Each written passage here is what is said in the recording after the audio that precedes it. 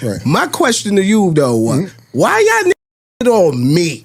Meek? On me. What did I say about you? Let y'all me know. niggas used to go, you was gunning at everybody, and I used to be sitting there like, yo, nigga, just was my man. We gambling in baseline. Give me an example of what you told, because I never remember. Yo, I remember watching the interview. It was something y'all was on. This when the DVDs was heavy. Right. And y'all niggas was like, yeah, and that nigga Bleek too, he could get it. It was you, Jim, and Sintin. And I'm sitting there, I'm like, wait a minute. I understand niggas got they boss beef. You know, it's always behind the scenes red tape shit. But I'm sitting there like, why niggas this me? Memphis Bleek just revealed something nobody expected. For years, we all knew about the tension between Cameron, Dipset, and Jay-Z back in the Rockefeller days. The disses were flying, the interviews were heated, and the beef was one of the most talked about moments in hip-hop history. But what we didn't know is how deep it cut for Bleek.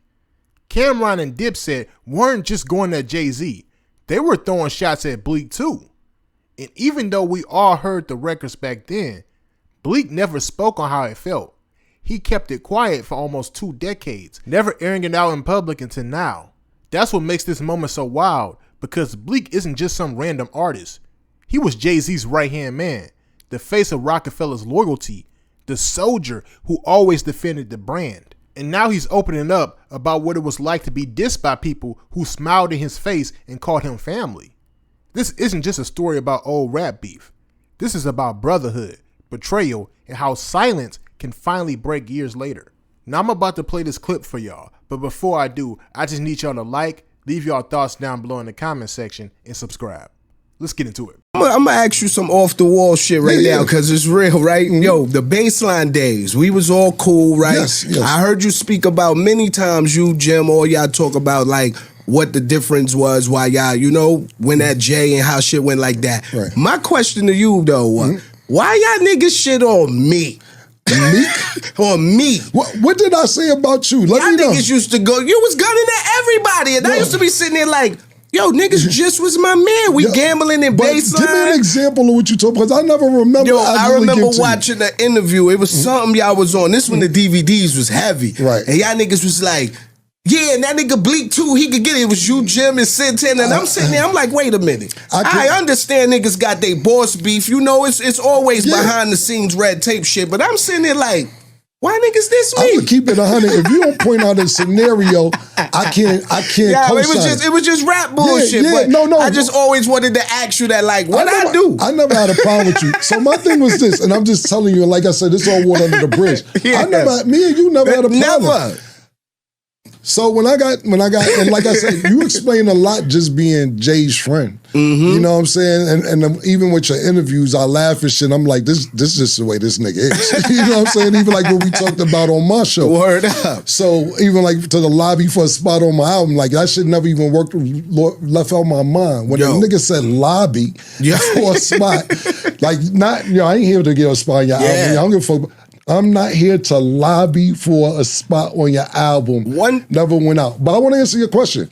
Is that, so the way I felt was this, and I never had a problem with you. If I said something, it probably was just all mixed up, but I never had a problem with you. That's what I was saying. Yeah, like, we never had an argument, nothing. The whole thing is the way, so it was a few things just for me.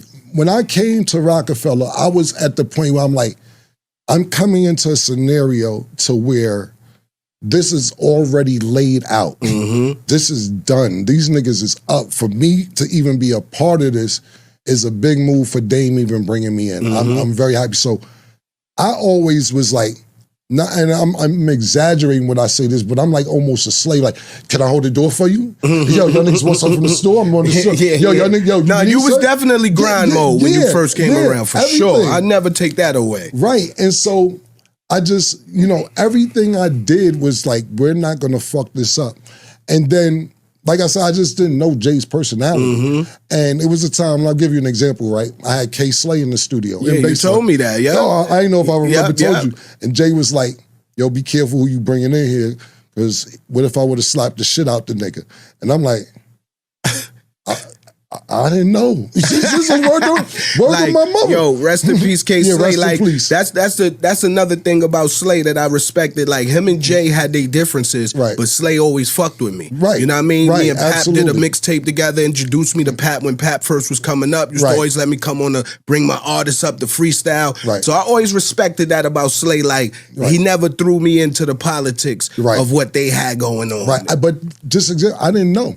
But I knew K. Slay had the drama hour. Where he's playing all the diss records. But it wasn't like he would play Nas records and not play Jay records. But I guess Jay was like, if you play Nas records, don't play my shit. Yeah, Yeah. whatever. I didn't know that. So everything I did was like just basically trying to just make sure that I'm good. What I respect most about this is that Bleek didn't come out bitter or angry. He told his truth after holding it in for years. And that shows growth. Because back in the early 2000s, when Rockefeller and Dipset were clashing, things could have gone way left. It wasn't just about music. It was egos, money, and pride all mixed together. So for Bleek to sit on this for nearly 2 decades and only now speak on it tells you he's in a different space. Cam'ron and Dipset dissing Bleek back then was really about Jay-Z. We all know that. Dipset was making a statement against Rockefeller's top dog, and Bleek was always going to get caught up in the middle because of how close he is with Jay-Z. But here's the thing, Bleek stayed solid. He didn't feed into the negativity. He didn't drop diss tracks for attention. He played his role, stayed loyal, and let time show who was really built to last. That says a lot about his character. Cam'ron on the other side was doing what Cam always does. He was protecting his brand, standing on business, and putting his team first. That's why Dipset blew up the way they did. Cam knew how to stir things up and keep his team in the spotlight, and it worked. But at the same time, those shots left scars. Even if it was directed at Jay-Z, Bleek felt the sting because his name was in the line of fire. That's why his honesty now matters the most. For me, this isn't about who was right or who was wrong. It's about how hip-hop evolves. Back then, beef and diss records were survival. Today, it's about telling the story so the next generation understands what really went down. Bleek confronting it now doesn't mean he's looking for smoke. It just means he's finally ready to clear the air and let people know what it was like being in that position. That's real. And I'll be honest, I think there's something positive about this, because when artists share their side without malice, it gives fans the full picture.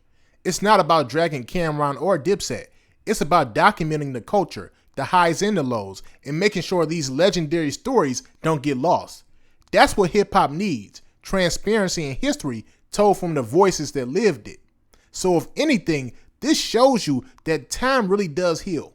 Cam'ron and Bleek can laugh about it today because they know what they built will always outweigh the beef. Rockefeller changed hip-hop forever. That's bigger than any diss track. So what do y'all think? Do you think Bleek made the right move by waiting all these years before speaking on Cam'ron and Dipset dissing him? And do you think more rappers should open up about old beefs just to give fans the real story? Let me know y'all thoughts down below in the comment section, and make sure you like and subscribe. Peace.